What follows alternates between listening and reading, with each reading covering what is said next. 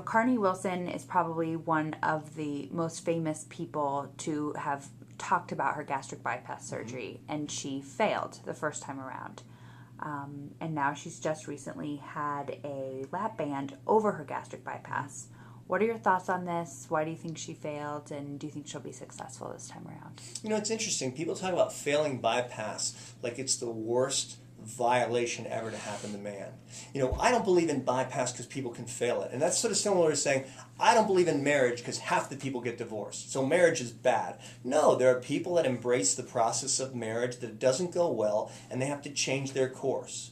I feel the same way about Carnie and her bypass, and I don't know her personally, although I've met her and she was extremely nice. How I considered it is the bypass was a reasonable tool at the time she had it done by Dr. Whitgrove, and she did extremely well from it. But the reality is, issues in her life came up that I don't know the details of except for what she shared with the media. She had problems maintaining her weight loss, and she realized she needed another reasonable tool. So Dr. Billy, who's the one who did her band over bypass procedure, who I know quite well, although of course he's never shared any details of her care with me, he said, I have to figure out whether the band over bypass is a reasonable tool for you.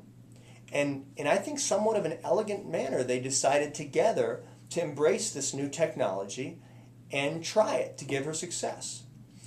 And the idea from what I'm saying is not that it doesn't matter if it's Carnie Wilson, it doesn't matter if it's bypass and band over bypass. We all have to find the tools that work in our life to give us durable results, riding the wave of how our life goes. So I don't know today what's going to work when I'm 60, but I certainly hope there's advances in technology around to give me what I need. There's so many examples from our own lives how we've embraced technology to do things better. But what I like about the process with Carnie is that she's very seriously understood what her limits are and what help she needs. And I really think that that's really a wonderful thing.